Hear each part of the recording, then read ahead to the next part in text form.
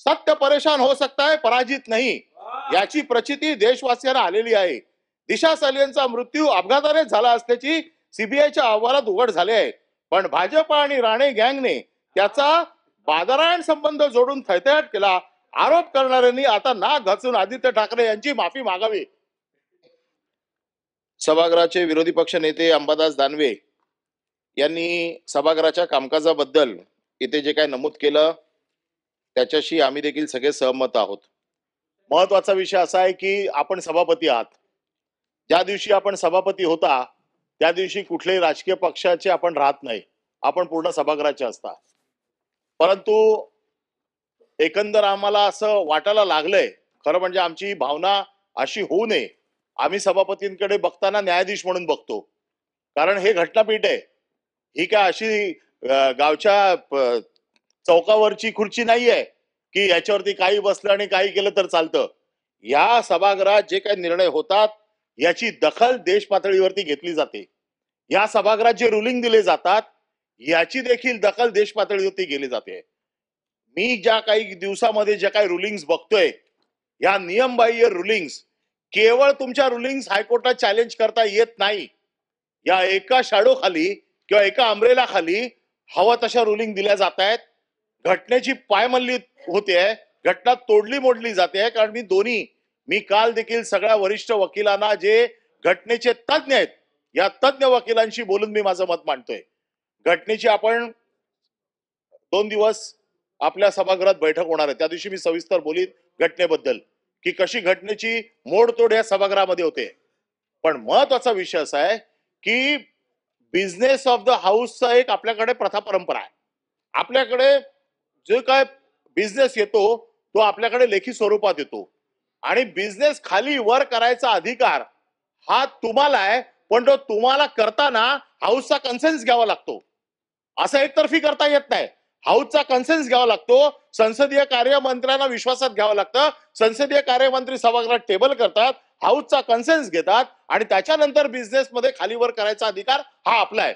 आम्ही त्या अधिकारात पण जात नाही. पण आजकाल काय चाललंय, पॉइंट ऑफ इन्फॉर्मेशन मध्ये विश्वासाचा ठराव येतो. रिमूव्हलच्या प्रस्तावाला आम्हाला 14 दिवसाची नोटीस, त्याच्यानंतर 7 दिवस, आणि त्यांच्या प्रस्तावाला पॉइंट ऑफ प्रोसिजर किंवा पॉइंट ऑफ इन्फॉर्मेशन जी आहे, इन्फॉर्मेशन कुठली द्यावी लागते जे जगाला माहित नाहीये, बाहेर कोणाला माहित नाहीये, परंतु मला कळलंय आणि मला सभागृह चालू असताना पहिलं सभागृहात येऊन सांगायचंय, म्हणून मला पॉइंट ऑफ इन्फॉर्मेशनच्या माध्यमातून द्यावी लागते माहिती. आदित्य ठाकरेंची केस ही कोर्टात किती दिवस चालू आहे? ही गेले 5 वर्ष चालू आहे. याच्यामध्ये सीबीआयची चौकशी झाली, याच्यामध्ये सीआयडीची चौकशी झाली, परत ह्याची एसआयटी चौकशी झाली. एसआयटीच्या चौकशीचा रिपोर्ट टेबल कुठे गेला? का नाही टेबल केला 1.5 वर्ष? ज्या एसआयटीचे अधिकारी आहेत त्यांच्यावरती कारवाई करा की त्यांनी 1.5 वर्षामध्ये टेबल केला नाही रिपोर्ट म्हणून. मग तुम्ही फक्त काय शिळ्या कडीला ऊत आणून तुमचे सगळे विषय बाजूला जावेत म्हणून हे आणता काय? औरंगजेबाची कबर काल राष्ट्रीय स्वयंसेवक संघाने पूर्ण चेपून टाकली. आज दुसरा विषय नाही. आदित्य ठाकरे ठीक आहे, आदित्य ठाकरेंची चौकशी करायला आमचं काहीच म्हणणं नाहीये. या सभागृहात मंत्री उत्तर देताना काय देतात की मॅटर सबज्युडाइज आहे, कोर्टाच्या समोर आहे, न्याय प्रविष्ट आहे.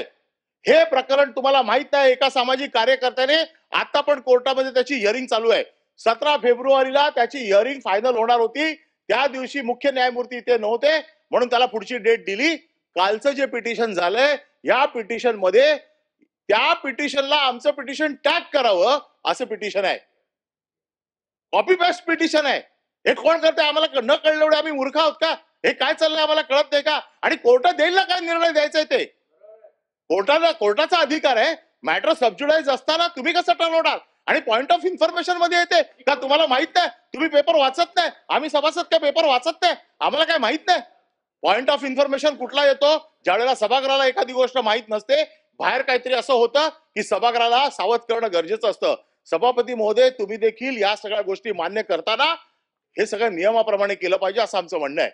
आणि म्हणून आदित्य ठाकरेंच्या वरती आज ज्यांनी प्रस्ताव आणलाय त्यांचं एकच ट्विट मी वाचून दाखवतो. त्यावेळेचं ट्विट त्यांचं काय, डॉक्टर मनीषा कायंदे त्यांनी ट्विट केले. त्यावेळेला सीबीआयचा रिपोर्ट आला. सीबीआयने ज्यावेळेला क्लीन चिट दिली त्यावेळेला, सत्य परेशान हो सकता है, पराजित नहीं, याची प्रचिती देशवासियांना आलेली आहे.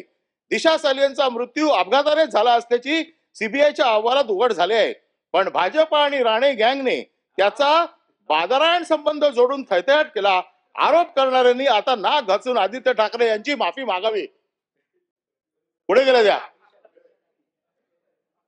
ह्या मनीषा कायंदे सरड्यापेक्षा फास्ट रंग बदलला. अरे सरड्याला लाज वाटली. सरडा परवा सरड्यापेक्षा फास्ट रंग बदलला का? तर आता उपसभापतीच्या पोस्ट वरती लक्ष आहे. आता नाही आहे ना सत्य का? नाकारलं का? नाही नाकारलं का? हे नाकारलं का सांगा मला. हे ट्विट नाकारलं का? नाही ना, महिलांचा अपमान नाही. हे महिलांनी केलेलं आहे. हे आता त्यांचं उपसभापतीकडे लक्ष लागलंय, त्या खुर्चीकडे लक्ष लागलंय.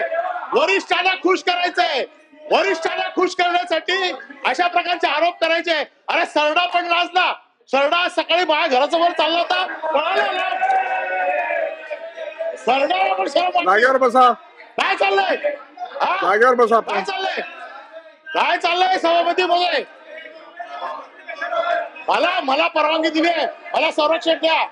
हे काय चाललंय सभागृहामध्ये? कधी पण उठा, खाली बसवा ना, याला खाली बसवा. सभापती महोदय, माझं म्हणणं आहे आदित्य ठाकरेंचा आपल्याला वेळ दिली मी बोलायला. आपला बोलून झालेला आहे. मला वाटतं आपण आता एकच मिनिट समजतो.